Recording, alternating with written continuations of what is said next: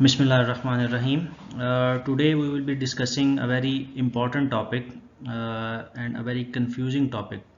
बहुत सारे हमारे डॉक्टर्स जो हैं वो इस कन्फ्यूजन में होते हैं कि किस कंडीशन को हम डिस्पेप्सिया कहें, और बहुत दफ़ा हम डायग्नोसिस देखते हैं वो डिस्पेप्सिया लिखा होता है लेकिन वो एक्चुअली GERD होता है या समथिंग एल्स, जैसे कोलीलिथियासिस का पेशेंट है, बिलरी कोलिक का पेशेंट है, क्रॉनिक पैनक्रेटाइटिस का पेशेंट है, वो एक कंप्लेंट के साथ आता है और बाजू का ऊपर डायग्नोसिस जो है वो डिस्पेप्सिया होता है।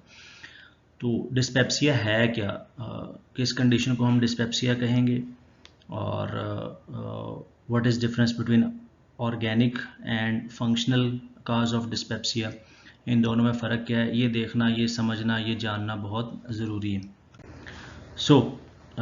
ये एक छोटा सा समझने के लिए एक डॉक्टर साहब है हमारे, वो पेशेंट एक आ रहा है उनके पास, वो पूछते हैं कि जी आप मफाजतुल हयात कौन क्या चीज़ लेके आई है, किस कंप्लेंट के साथ आए हैं आप। And the patient was worried again because he is having a bouts of epigastric distress, epigastric pain and postprandial fullness again and again and again, और बार बार बेचारा पिछले 6-7 माह से उस चीज़ का शिकार हो रहा है, और वो भी कहता है कि doc I think my stomach is disturbed again. तो डिस्पेप्सिया, स्पेशली फंक्शनल डिस्पेप्सिया जो है उसके अंदर पेशेंट्स मल्टीपल टाइम्स प्रेजेंट करता है आपके पास, epigastric pain, postprandial fullness, distress, epigastric burning के साथ जो। So now the doctor is concerned, so the patient might be having dyspepsia, so he is worried whether it's a GERD or gastritis or it might be some functional cause.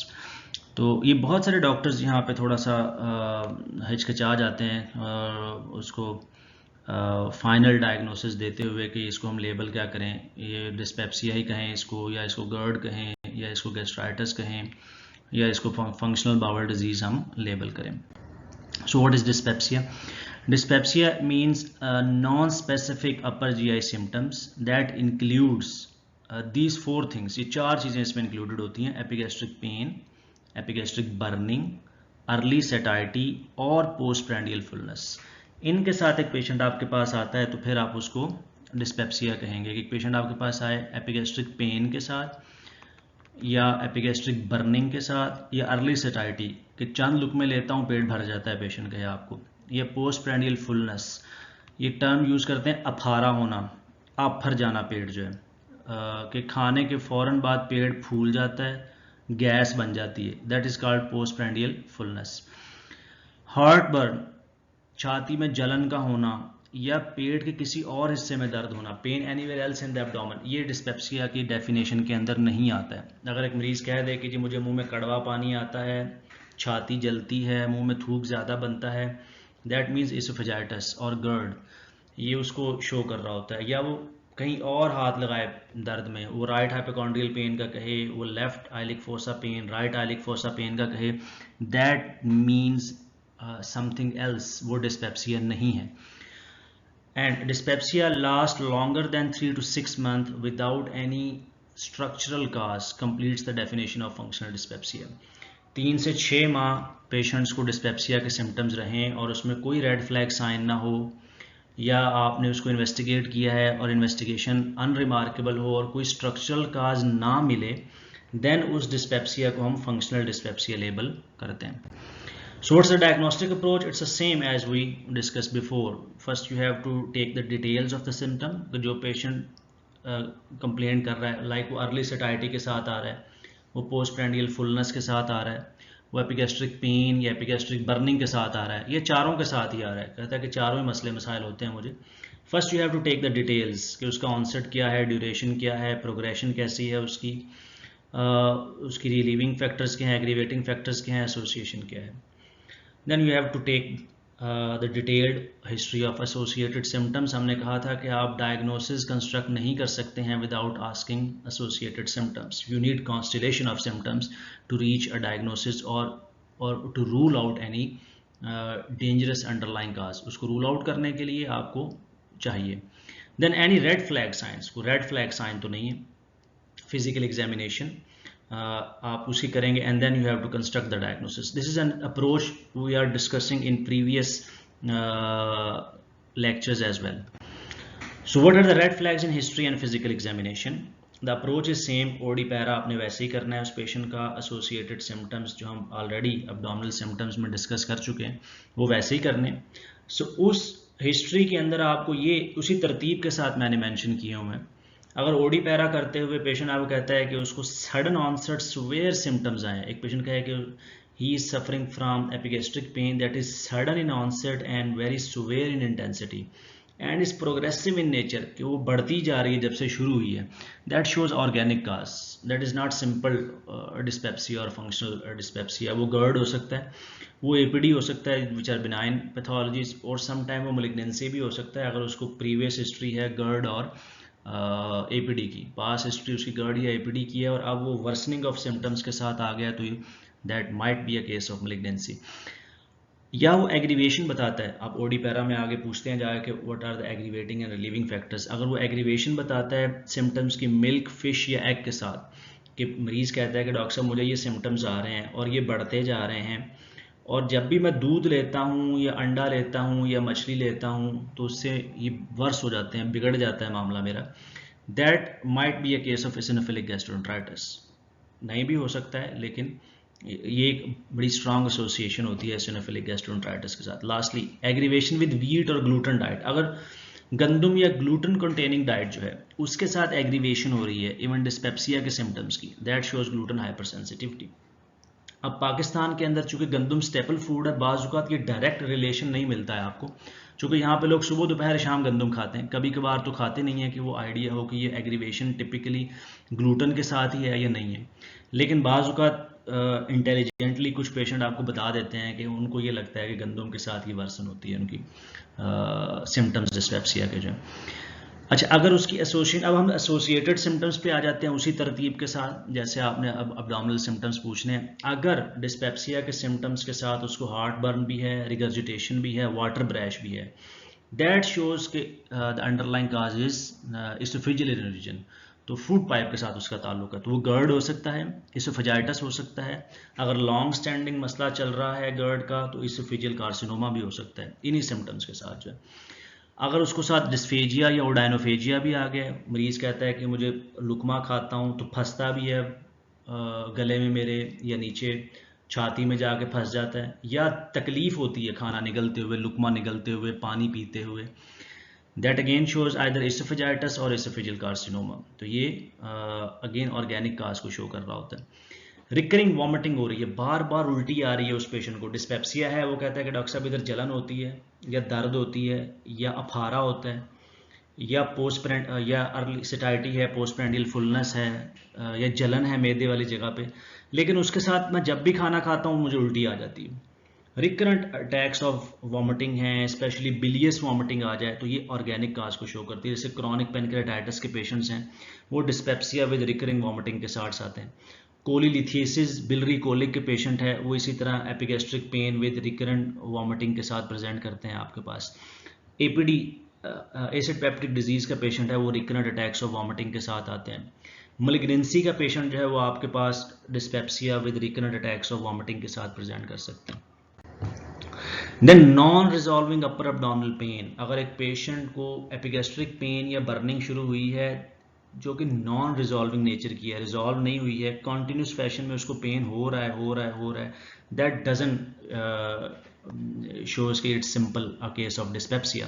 वो भी APD हो सकता है, acute और chronic gastritis हो सकता है, again malignancy हो सकती है, पेनक्रेटाइटिस या बिलरी काज हो सकती है. आप ऑर्गेनिक काज को देखेंगे और इसमें जो एब्डोमिनल पेन का एल्गोरिदम है उसके अकॉर्डिंगली आप पेशेंट को डायग्नोसिस कंस्ट्रक्ट करेंगे, not on the frame of dyspepsia. Dyspepsia के ऊपर नहीं चलेंगे आप, एब्डोमिनल पेन के जो अप्रोच है उसके अकॉर्डिंगली आप डायग्नोसिस कंस्ट्रक्ट करेंगे उस पेशेंट का. अगर हेमेटोमेसिस मलीना आ जाता है, हमने अपर GI ब्लीड अभी डिस्कस की है, फिर आप उसके अकॉर्डिंगली देखेंगे कि सिंपल गैस्ट्रिक म्यूकोजल ओरेयंस तो नहीं है लेकिन डिस्पेप्सिया के सिम्टम्स हैं और उसके साथ उसको हेमेटोमेसिस भी आ रहा है या मलीना भी आ रहा है. तो मोस्ट कॉमनली अंडरलाइंग काज गैस्ट्रिक म्यूकोजल ओरेयंस होती हैं. उसमें आप NSAIDs की हिस्ट्री ले लेंगे, उसकी स्मोकिंग की, इलिसिट ड्रग अब्यूज़ की हिस्ट्री, स्पाइसी फूड इनटेक की हिस्ट्री, इस तरह की हिस्ट्री आप उसे लेंगे।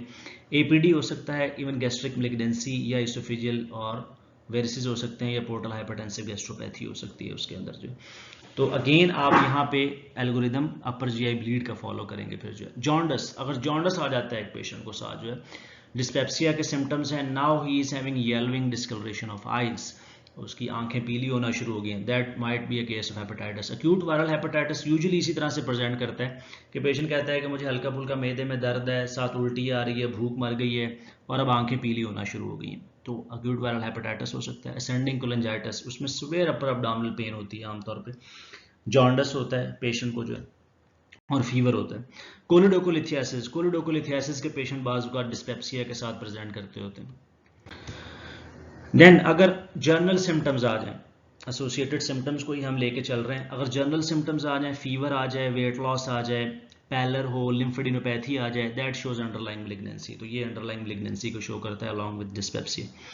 Pregnancy, pregnant females, dyspepsia is very common in pregnancy, very common in pregnancy. तो आपने प्रेगनेंसी का लाजमी, यंग रिप्रोडक्टिव एज की फीमेल है, she is presenting with dyspepsia, always ask about her last menstrual period or whether she is pregnant or not, or you have to order the UPT अगर patient को अपनी dates का confirm नहीं है और date का भी कंफर्म नहीं है और उसको प्रेगनेंसी भी श्योर नहीं है कि वो प्रेग्नेंट है या नहीं है, तो UPT लाजमी करवा लें उस पेशेंट का जो है, क्योंकि आपको फिर आगे मैनेजमेंट करते हुए, ट्रीट करते हुए भी कुछ कॉशंस रखनी होती हैं प्रेग्नेंट फीमेल को। Risk factors for ischemic heart disease, yes this is very important thing. There are lot of cases that we have seen in emergency department presenting with dyspepsia who have underlying diagnosis of acute coronary syndrome। क्या आपके पास ongoing heart attack का patient भी आ सकता है dyspepsia के साथ, सिर्फ dyspepsia के सिम्टम्स के साथ। खासतौर पर जो डायबिटिक पेशेंट्स होते हैं उनमें टिपिकल चेस्ट पेन नहीं होती, उनमें टिपिकल चेस्ट पेन नहीं आती है।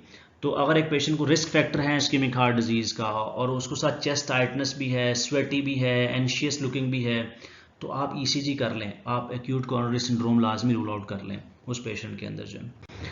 Then history of drugs, again we have completed the associated symptoms. Then the 6 things that we have discussed you have to ask after associated symptoms, जिनमें drugs हैं top of the list के ऊपर। Majority of drugs, almost all the drugs available in market can cause dyspepsia.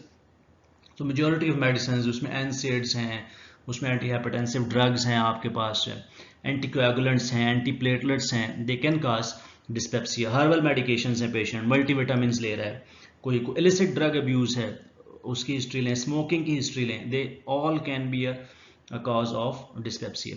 Past history of long standing gastritis, GERD, chronic pancreatitis, अगर long standing history है एक patient की gastritis, GERD और chronic pancreatitis की, and now he presents to you with worsening of symptoms, तो आप malignancy को consider करेंगे। इस तरह फैमिली हिस्ट्री है GI मैलिग्नेंसी की और एक नॉन रिजॉल्विंग केस आपके पास डिस्पेप्सिया का आ गया है जो बार बार आपके पास प्रेजेंट कर रहा है सिम्टम्स के साथ, तो उसको सिंपल डिस्पेप्सिया या फंक्शनल डिस्पेप्सिया ना बनाएं। फैमिली हिस्ट्री पॉजिटिव है तो उसको भी आप मैलिग्नेंसी कंसीडर करें और वर्कअप लाजमी करवाएं उस पेशेंट का। Then dyspepsia with predominant postprandial fullness, अगर प्रीडोमिनेटली उसको पोस्टप्रैंडियल फुलनेस आ रही है डिस्पेप्सिया के साथ, तो अंडरलाइंग हो सकता है गैस्ट्रोपैरेसिस हो। Usually gastroparesis is associated with diabetes mellitus. तो डायबिटिक पेशेंट्स आपके पास डिस्पेप्सिया के साथ फ्रीक्वेंटली आते हैं लेकिन उनको अंडरलाइंग गैस्ट्रोपैरेसिस चल रहा होता है। इसी तरह eosinophilic gastroenteritis can present with dyspepsia with predominantly postprandial fullness. Cholelithiasis के पेशेंट्स आपके पास डिस्पेप्सिया के साथ प्रेजेंट कर सकते हैं लेकिन प्रीडोमिनेटली उसमें भी पोस्टप्रैंडियल फुलनेस आ रही होती है। Chronic mesenteric ischemia, yes it might be, some patient might present to you with simple dyspepsia who have underlying chronic mesenteric ischemia, लेकिन अगेन ज़्यादा कॉमन उनके अंदर पोस्टप्रैंडियल फुलनेस आ रही होती है। सो अगर एक पेशेंट आपके पास पोस्टप्रैंडियल फुलनेस के साथ आ रहा है and you are considering a diagnosis of dyspepsia, तो आप ये 4 चीज़ें लाजमी जहन में रखें और उसको रूल आउट करें कि गैस्ट्रोपैरेसिस तो नहीं है, डायबिटीज़ की हिस्ट्री ले लें, उससे जो है डायबिटिक कंट्रोल देख लें, उसका ग्लाइसेमिक कंट्रोल किस तरह का है, इसिनोफिलिक गैस्ट्रोएंटेराइटिस वो देख लें, उसके सिम्टम्स की वर्सनिंग, मिल्क, प्रोटीन, सोया हम यहाँ पे इतना कॉमन यूज़ नहीं करते हैं, लेकिन वो भी एक कॉमनेस्ट काज है इसिनोफिलिक गैस्ट्रोएंटेराइटिस की। फिश इनटेक से वर्सनिंग तो नहीं है सिम्टम्स की। कोलीलिथियासिस वो देख लें, अगर फीमेल है, थोड़ी सी बल्की हैं, 40 ईयर्स अबव हैं, तो it might be a case of cholelithiasis. Ultrasound abdomen करके देख लें उसका जो एक दफ़ा। Chronic mesenteric ischemia, patient specifically आपसे कहता है खाना खाने के आधे पौने घंटे के बाद मुझे सिम्टम्स शुरू होते हैं, और वेट लॉस के साथ आता है उसके साथ आपके पास, तो you can suspect chronic mesenteric ischemia. तो ये आप सस्पेक्ट करेंगे अगर प्रीडोमिनेटली पोस्टप्रैंडियल फुलनेस है। Parallel wasting adenopathy on GP. अब आ गए फिजिकल एग्जामिनेशन के ऊपर। You have taken history of symptom, you have asked associated symptoms, then you completed the 6 things after taking history of associated symptoms. That includes drugs, environmental exposure, connective tissue disorders, endocrinopathies, and past history, family history. इनको complete करने के बाद अब आपने general physical examination के ऊपर आना है। अगर एग्जामिनेशन पे आपको पैलर मिल जाता है, वेस्टिंग मिल जाती है पेशेंट में, एडिनोपैथी मिलती है on GP, then it might be a case of underlying malignancy. Esophageal carcinoma, gastric carcinoma, ये left cervical lymphadenopathy करवाते हैं, like left supraclavicular lymphadenopathy करवाते हैं ये। इसी तरह एपिगैस्ट्रिक मैस, सक्सेशन स्प्लैश, अगर ये मिल जाता है आपको abdominal एग्जामिनेशन के ऊपर, अब आप आते हैं आपको एपिगैस्ट्रिक मैस मिल जाता है, या सक्सेशन स्प्लैश मिल जाता है, या हेपेटोमेगैली मिल जाती है, जो कि हो सकता है मेलिग्नेंसी हो और वो मेटास्टाइज कर गई हो लिवर के अंदर, जो है लिवर मेट्स आ गए हैं उसमें, तो ये भी अंडरलाइंग मेलिग्नेंसी को शो करता है। सो hey stop, what but when we say it's a functional dyspepsia, so अब अभी तक confusion है कि इसको हम functional कब कहेंगे। These are the organic causes that we have discussed right now. So when we will say that it's a functional dyspepsia कब कहेंगे, what's the definition of functional dyspepsia? So complaints of epigastric pain or burning or early satiety or postprandial fullness, ये 4 चीज़ें हमने पहले भी discuss किया, ये dyspepsia की डेफिनेशन में आती हैं। Epigastric pain, burning, early satiety और postprandial fullness with no identifiable cause by traditional diagnostic procedures। क्या आपके जो ट्रेडिशनल डायग्नोस्टिक प्रोसीजर्स हैं, जिनमें आपके एंडोस्कोपीज हैं या अल्ट्रासाउंड है, ये सिंपल ब्लड वर्कअप है, उसके ऊपर कोई आइडेंटिफाइबल काज नहीं मिलती है, that means the patient is a case of functional dyspepsia. So symptom onset must be 6 months or longer with following criteria for at least 3 months, which means epigastric pain or burning that is bothersome at least once a week, and early satiety or postprandial that is bothersome at least 3 times a week। कि उसको pen या burning हफ्ते में 1 दफ़ा हो कम से कम, या postprandial fullness या अर्ली सटाइटी हफ्ते में 3 दफ़ा हो कम से कम, जो कि उसको मुश्किल में भी डाले, उसको तंग भी करे, और ये 3 माह तक होना ज़रूरी है। इसको हम फंक्शनल डिस्पेप्सिया डिक्लेयर करते हैं। फंक्शनल डिस्पेप्सिया डिक्लेयर करते हैं after ruling out the secondary causes को रूल आउट करने के बाद। So how will you investigate this patient, इसको आप इन्वेस्टिगेट कैसे करेंगे अब जो है। So upper G endoscopy, you will order the upper G endoscopy. किस केस में, ज़ाहिर dyspepsia is a very common presentation, almost आपके ओपीडी का 40-50% बल्क डिस्पेप्सिया के साथ आ रहा होता, तो सबकी अपर जी एंडोस्कोपी नहीं करवा सकते हम जो है, तो किसकी करवाएंगे हम। Patients with age above 60 years and new onset dyspepsia, कि अभी 60 साल से बूढ़े बुजुर्ग आपके पास आते हैं न्यू ऑनसेट डिस्पेप्सिया के साथ, with at least 1 or more red flag science. क्या हो, अनइंटेंशनल वेट लॉस हो, डिस्फेजिया हो, ओडेनोफेजिया हो, ब्लड इन स्टूल और वॉमिटिंग हो, परसिस्टेंट वॉमिटिंग हो, आयरन डेफिशिएंसी एनीमिया आ जाए उसमें, पैल्पेबल एब्डोमिनल मैस आ जाए और लिम्फेडिनोपैथी आ जाए। ऑलमोस्ट वही तमाम चीज़ें जो पीछे हम डिस्कस करके आए हैं, जो कि अंडरलाइंग सेकेंडरी काज को आइडेंटिफाई करती हैं। आपने history of symptom, associated symptoms, GP और एब्डोमिनल एग्जामिनेशन लिया, और जो एल्गोरिथम पीछे हमने कहा है उसमें से कोई चीज़ भी मिलती है आपको जो कि सेकेंडरी काज को शो कर रही हो, उसमें से कुछ भी आता है, तो that means the patient might be a case of a secondary cause, उसमें अपर जी एंडोस्कोपी करवाएंगे। Family history of upper G malignancy, अगर उसकी फैमिली हिस्ट्री पॉजिटिव हो फिर भी आप अपर जी एंडोस्कोपी उसकी एहतियातन करवा लेंगे। एच पेलोराई टेस्टिंग, डिस्पेप्सिया के पेशेंट्स में हम एच पेलोराई टेस्टिंग लाजमी करवाते होते हैं, स्पेशली उनके सिम्टम्स अगर बॉदरसम हो, उनको तंग कर रहे हो काफ़ी, तो हम एच पेलोराई टेस्टिंग लाजमी करवाते हैं। हमारे पास 2 अवेलेबल ऑप्शंस होती हैं, यूरिया ब्रेथ टेस्ट है या स्टूल एंटीजन है। In our setups we have availability of stool antigen easily, लेकिन उसके लिए 1 to 2 वीक्स का पीपीआई का वॉश आउट पीरियड होना बहुत ज़रूरी है। आपने हफ्ता 2 हफ्ते के लिए पीपीआईज बंद करने हैं, उसके बाद एच पेलोराई स्टूल एंटीजन भिजवाना है, अदरवाइज नहीं। Then blood workup. Again, depending upon the history and physical examination, you will order the blood workup like peripheral eosinophil count. आप देखेंगे अगर आप eosinophilic gastroenteritis सस्पेक्ट कर रहे हैं, anti टीटीजी IgA total IgA levels करवाएंगे अगर आप ग्लूटेन हाइपरसेंसिटिविटी सस्पेक्ट कर रहे हैं। CBC आयरन डेफिशिएंसी एनीमिया के लिए करवाएंगे। CBC आप करवा लें ऑलमोस्ट तमाम डिस्पेप्सिया के पेशेंट्स में। अगर आयरन डेफिशिएंसी आ जाती है that shows occult GI bleed, वो अंडरलाइंग मैलिग्नेंसी को शो कर सकता है। लाइपेज लेवल अगर आपको क्रॉनिक पैनक्रेटाइटिस का केस लग रहा है, LFTs अगर कोई हेपेटोबिलियरी काज हेपेटाइटिस सस्पेक्ट कर रहे हैं आप, कोलिडोकोलिथियासिस कर रहे हैं, सेंडिंग कोलेंजाइटिस कर रहे हैं, जो कि इससे आपको फिर एक क्लू मिल जाएगा and then you will go ahead.